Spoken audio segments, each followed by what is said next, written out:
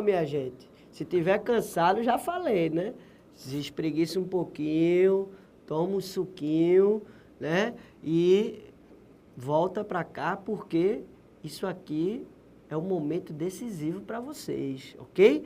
Então, ó, se liga. Falamos no bloco passado sobre a segurança pública, né? Vamos dar continuidade. Falamos do conceito de segurança pública e estávamos analisando o artigo 144 da nossa Constituição Federal, que aborda quais são os órgãos da nossa segurança pública. Então, trouxemos aqui para vocês, que está aí na sua tela, um esquema bem prático e didático de quais são as polícias que existem aqui no nosso ordenamento jurídico, né? Então, Polícia Federal, Polícia Rodoviária Federal, Polícia Ferroviária Federal, Bombeiros, PM e Polícia Civil.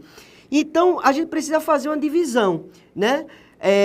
Quem é que executa a função de polícia administrativa e quem executa a polícia de função judiciária? No âmbito federal, quem executa a função de polícia administrativa é a PF, a PRF e a PFF, que é a Polícia Ferroviária Federal. No estadual, os bombeiros e a PM.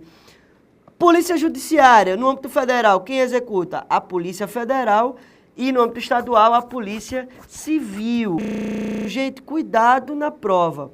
A PF, ela executa uma função tanto de polícia judiciária quanto de polícia administrativa, viu, gente? A PF, ela tem essa função tanto de polícia de investigação quanto de polícia preventiva, beleza? Então, nos conflitos indígenas, ela vai fazer essa função preventiva, também de investigação, se houver a morte, se houver o roubo, o furto, enfim, algum crime praticado contra a comunidade indígena, por exemplo, só dando um exemplo, né? Então, a Polícia Federal atua tanto nessa linha preventiva, quanto também de investigação, beleza?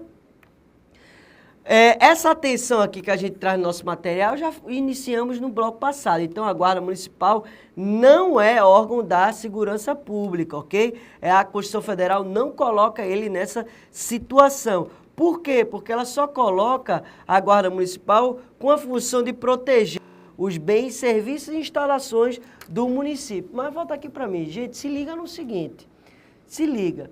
Há uma crítica, se você for fazer uma prova de segunda fase e tal, se liga que há doutrinadores que já criticam essa visão de que a Guarda Municipal não tem essa função de segurança pública. Por quê? Porque a segurança pública ela deve ser protegida nas três esferas federativas, tanto na municipal, quanto na estadual, quanto na federal. Aqui em Recife, por exemplo, vou falar pelo que eu tenho conhecimento, certo, gente? Não vou falar de outros municípios que eu não tenho conhecimento. Mas aqui em Recife já existe uma secretaria específica para isso, a Secretaria de Segurança Pública, que trabalha com esse tema, inclusive com uma proposta de gestão pautada exatamente na redução da criminalidade por meio da sua guarda municipal.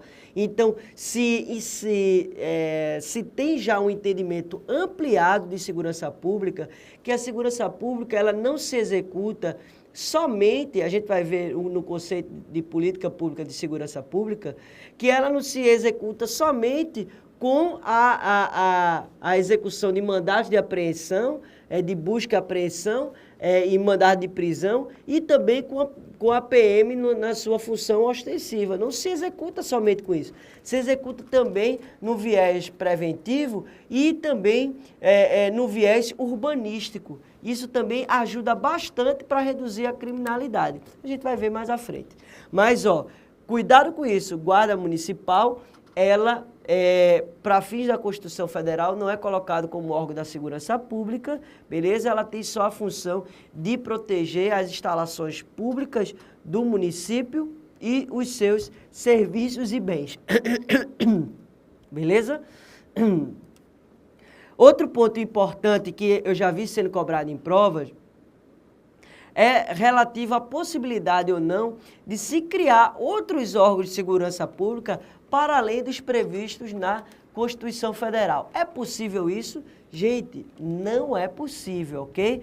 A Constituição Federal, no artigo 144, trouxe os órgãos números cláusulos, ou seja, números fechados. Não pode se ampliar esses números, esses órgãos. É taxativo a previsão desses órgãos, beleza? Não se pode criar novos órgãos, como, por exemplo, a Polícia Penitenciária. Já foi considerado, inclusive, pelo STF, como sendo inconstitucional o Estado ou município criar novo órgão de segurança, como, por exemplo, a Polícia Penitenciária, que atua dentro dos presídios. Então, existe isso? Não. Existe a figura do agente penitenciário, que ele não trabalha com a perspectiva de segurança pública prevista na Constituição Federal. Você, numa interpretação lato sensu doutrinária, você pode até entender que o agente penitenciário, ele também contribui para a política de segurança pública, tendo em vista que,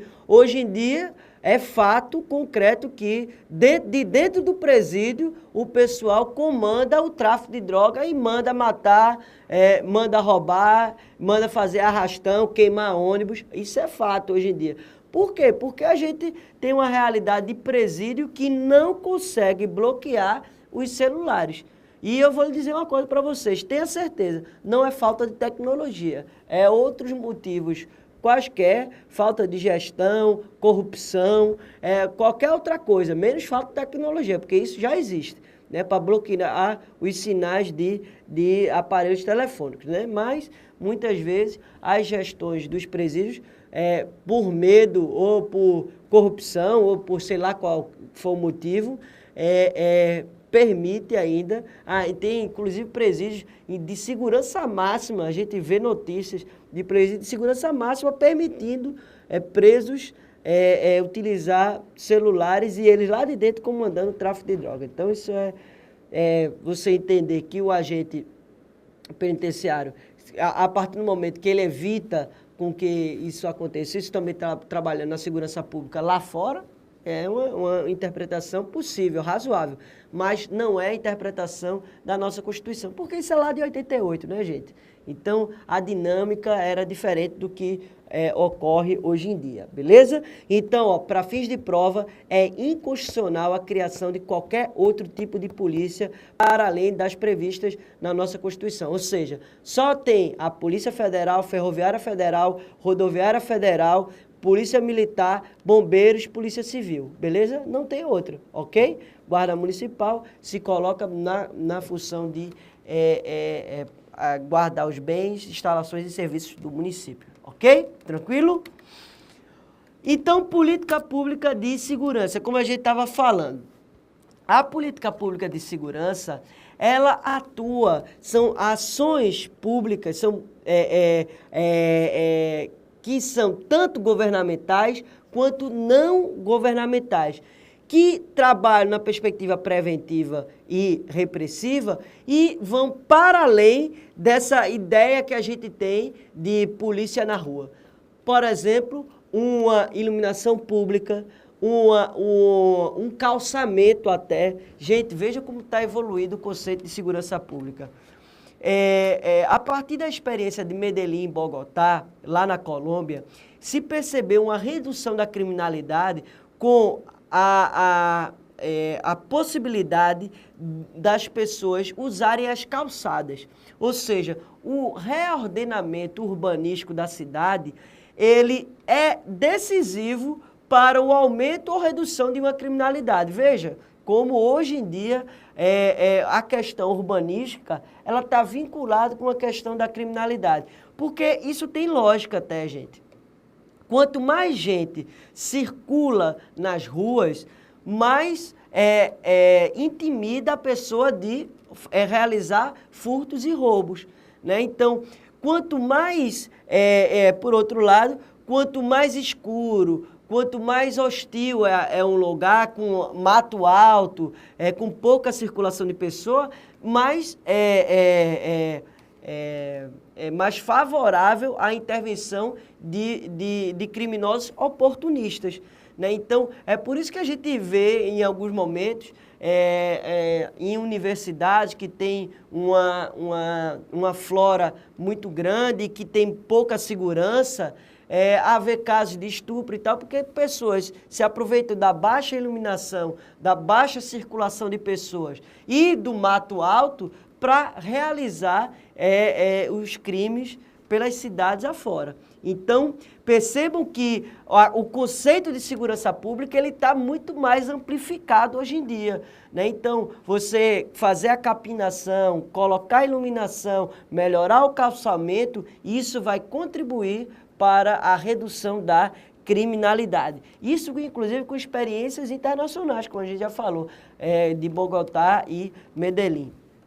Então, também a questão da educação, da renda, do saneamento, isso tudo contribui para a população ter um índice menor de criminalidade. Então, quanto maior o índice de educação das pessoas, menor a criminalidade também. Quanto maior a renda, também está vinculado com isso. Então, a desigualdade social, ela contribui com isso. Agora, é errado afirmar que onde há pobreza, há crime. Não necessariamente.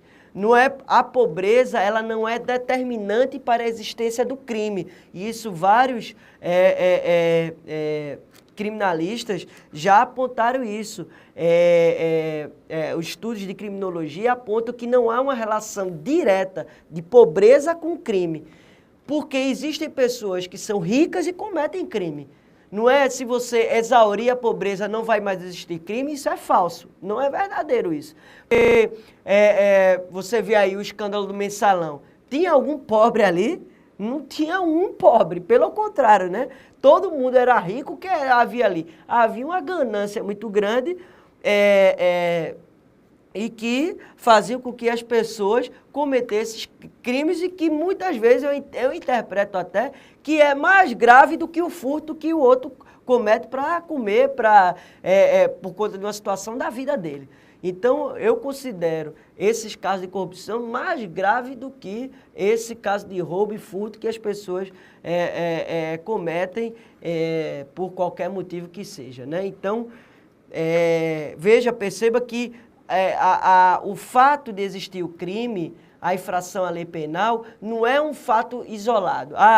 Existe pobreza, há crime. Não. É a pobreza, é a desigualdade social, é a falta de educação, é a falta de saneamento básico, falta de iluminação, é tudo junto que faz favorecer a existência do crime. Não é uma coisa isolada.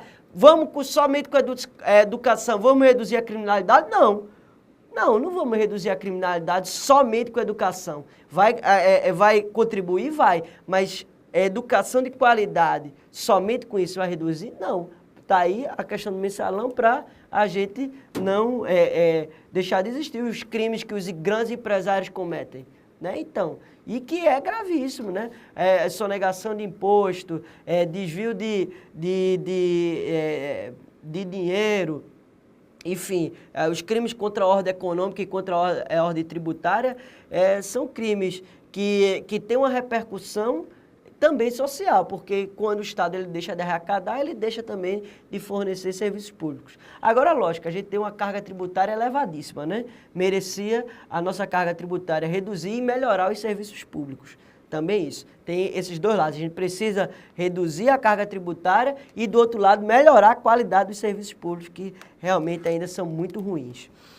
Mas, enfim, o conceito de política pública de segurança que você tem que levar para a prova é esse. É uma ação governamental e não governamental que causa um impacto no problema da criminalidade, da violência, com a questão da iluminação pública, saneamento básico, esporte, lazer, educação, renda, enfim, nessa dupla visão, tanto preventiva quanto repressiva, ok? Um cuidado que vocês têm que ter aí, que eu já vi sendo cobrado em prova, viu, gente? O aumento efetivo, a aquisição de armamento e viaturas para a polícia resolve o problema da segurança pública? Era uma pergunta. Resposta, não resolve. ok? Então, ó, cuidado com isso na prova. Se a prova afirmar somente aumentar o efetivo, as condições de trabalho, o armamento, isso vai ser suficiente para reduzir a criminalidade? Não, não é suficiente, ok? Beleza? Você tem que ter políticas, como a gente vem insistindo aqui, também preventivas. Outro ponto importante está aí na sua tela, no seu material. Todo crime é um tipo de violência, mas ó, cuidado com isso, viu? Nem toda violência é um crime. Como assim, Alexandre? Como a gente falou, ó, a homofobia é um tipo de violência, mas não é considerado crime ainda, ok?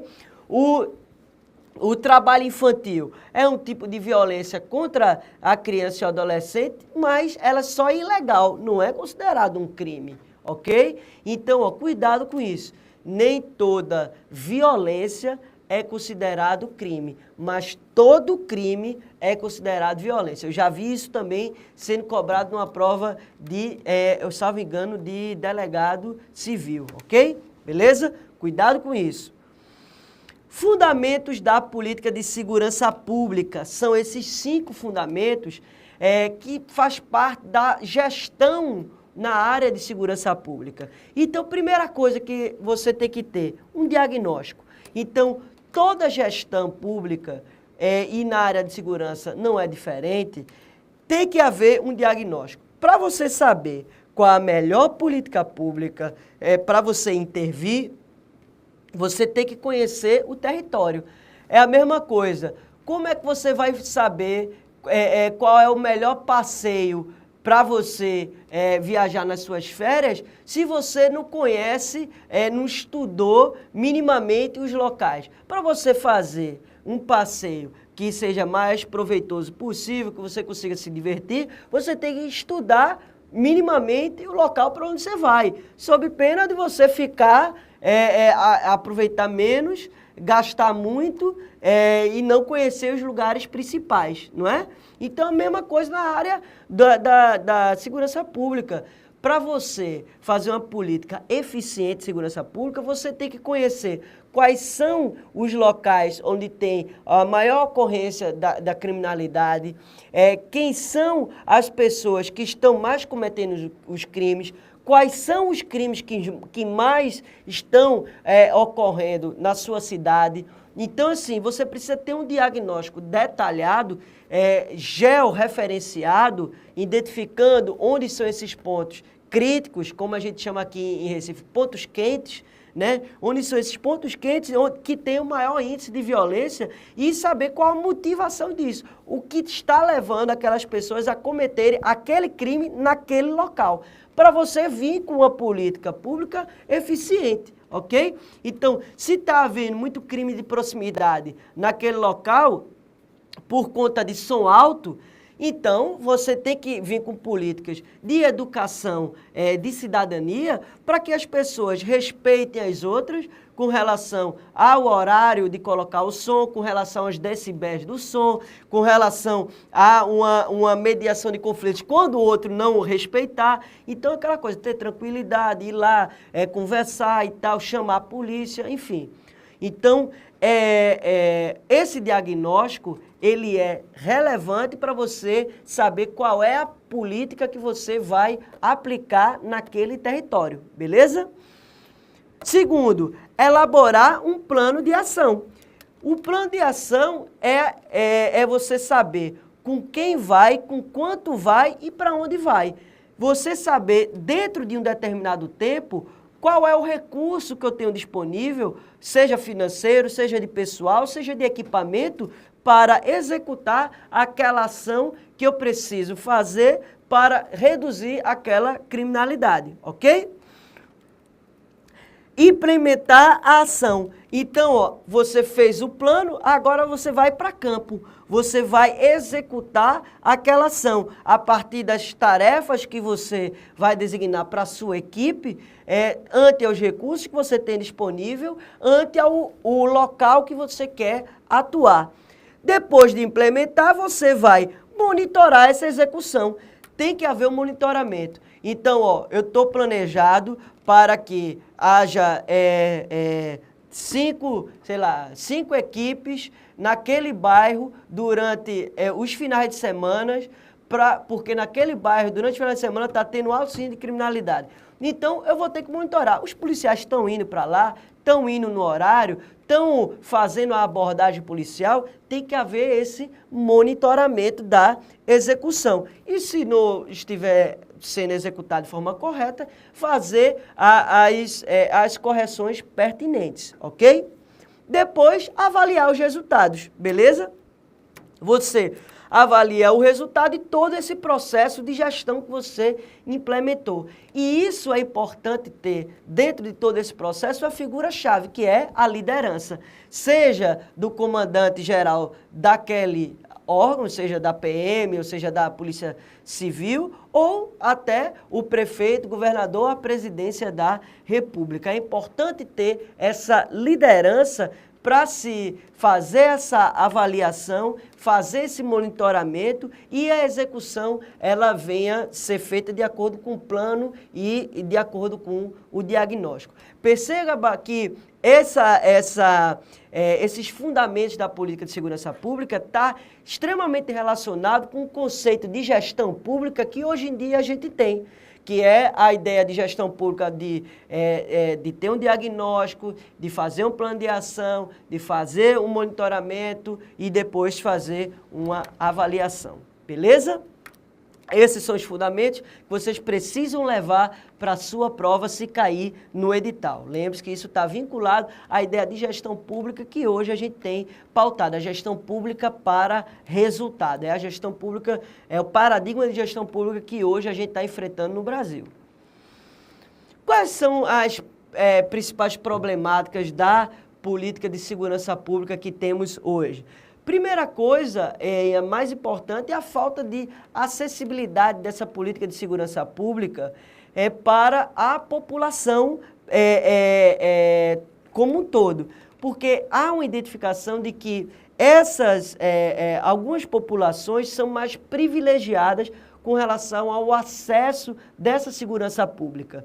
Então, é o cara do mercadinho que dá o toquinho lá, que dá o pãozinho quentinho, que dá o lanche, é o cara do bicho que dá um trocado pro cara. Isso você estar privatizando a segurança pública e deixando com que ela atue para todos de forma igualitária, além de estar, lógico, realizando crime de corrupção, né? Ok? Mas a gente identifica que hoje em dia a política de segurança pública ela é priorizada para determinados bairros, para determinadas áreas, principalmente as áreas mais nobres, né? Você vê um contingente de policial maior nas áreas mais ricas do que nas áreas pobres, né? E não necessariamente nas áreas ricas tem mais crimes do que nas áreas pobres, né? Então, não é uma condição sine qua non. Precisa saber onde que é a área que tem, por isso que é a importância do diagnóstico. Qual a área que está tendo mais crime? Depende se ela ser rica ou se ela ser pobre. Ou qual a área que que tem mais incidência de criminalidade? Quais são os motivos? Vamos atuar lá, ok? Essa é uma política que serve para a população, uma política que seja independente de favores individuais, né? Outro ponto importante é que essa política de segurança pública, ela tem que servir para a garantia da cidadania, para a garantia da incolumidade pública e da liberdade de todos, porque hoje em dia está difícil, né, gente? Hoje em dia está difícil a gente poder circular com tranquilidade. Você vê aí, por conta do carnaval, um aumento, principalmente no Rio de Janeiro, teve um aumento aí significativo, mais de 100% nos índices de furto, de roubo, de assalto, né, à mão armada. Isso é um desserviço da política de segurança pública, né? Quando a política ela deixa de ser eficiente e vem trazendo esses buracos, né? Vamos falar agora, que é muito cobrado nas provas, sobre os planos nacionais e as políticas nacionais de segurança pública que existiram até hoje. A primeira política que está aí na sua tela é o Plano Nacional para a segurança pública, que surgiu em 2000 e foi essa primeira política pública nacional e democrática, né, que estimulou a inovação tecnológica voltada para esse enfrentamento da violência no país, principalmente nessas áreas. Veja, você já vê uma preocupação com a identificação de áreas de elevado índice de criminalidade, ou seja, já se aplicando as perspectivas de gestão pública na área da segurança pública, com a identificação de áreas mais críticas para a aplicação de uma intervenção mais focada. Mas o que foi que aconteceu que não deu certo esse Plano Nacional de Segurança Pública? Porque não havia metas e recursos disponíveis. Como é que você pode realizar um plano se você não diz quais são suas metas? Quais são os recursos? Quanto você vai investir? Quem são os responsáveis? Então, assim, fica difícil, né, você ter um plano. Na verdade, isso não é um plano, isso é um planejamento, não é um plano. É uma coisa que é para somente dar uma justificativa para a população. E isso surgiu por conta de um clamor social ante aquela situação do ônibus 174. Quem é que não lembra a história do ônibus 174 lá no Rio de Janeiro, né? Que a pessoa entrou lá, sequestrou o ônibus, né? Esse ônibus 174, e por conta de uma intervenção extremamente equivocada da polícia, houve a execução tanto do criminoso quanto da vítima, né? Então, a polícia cercou o ônibus, teve várias chances de fazer uma intervenção menos, como posso dizer, menos equivocada, né? Mas realmente não soube negociar, não teve qualidade na intervenção. Quando ele saiu do ônibus com a menina, o policial, ao invés de atingir o criminoso, atingiu a mulher. Veja, então assim, um despreparo total da polícia, né? Então, mas que a gente tem que acreditar na polícia. Eu acredito na polícia, eu acho que a polícia, hoje em dia, ela tem a função e a missão de ser a principal promotora dos direitos humanos. Eu não enxergo a polícia como sendo contrária aos direitos humanos. Eu não enxergo isso. Agora, precisa ter um preparo, né? O gestor que está lá em cima precisa ter respeito, inclusive com os próprios policiais, né? De não colocar ele na rua sem ter uma preparação com quantidade de aulas de tiro suficiente, de aulas de mediação de conflitos, aulas de direitos humanos que sejam realmente eficientes para ele entender a dinâmica e a pluralidade de seres humanos que ele vai dialogar no dia a dia para quebrar esses preconceitos, quebrar esses paradigmas. Se não fizer isso, gente, você vai colocar na rua uma pessoa extremamente preparada com a pistola na cintura. Aí já viu, né? Aí, tudo que ele tiver de preconceito, de mágoa, de rancor e tal, ele vai botar para fora e externalizar. Quando ele é um servidor público que tem que aplicar o princípio da legalidade estrita, né? Que só pode fazer o que está previsto em lei, como qualquer outro servidor público. Qualquer servidor público se aplica o princípio da legalidade estrita da administração pública, do direito administrativo, diferente para o cidadão, né? Que se aplica para o cidadão a ideia de que o cidadão pode fazer qualquer coisa que não seja vedado na lei. Para o servidor público, não, ele só pode fazer o que está permitido na lei, né? Então, os policiais têm que se pautar pelo princípio da legalidade, mas se ele não é preparado, gente, se ele não tem uma preparação adequada, realmente fica complicado dele exercer seu ofício a contento. Então, no próximo bloco, a gente dá continuidade às políticas de segurança pública. Vimos, né, que essa primeira não foi exitosa. Então você tem que levar isso para a prova. Se a prova perguntar se a Política Nacional de Segurança Pública de 2000, ela foi eficiente e tal, não foi eficiente porque não previu metas, não previu recursos, mas trouxe uma inovação tecnológica e surgiu no clamor dessa situação do ônibus 174, beleza? Então, no próximo bloco, a gente continua falando sobre a Política Nacional de Segurança Pública para o Brasil, de 2003, beleza?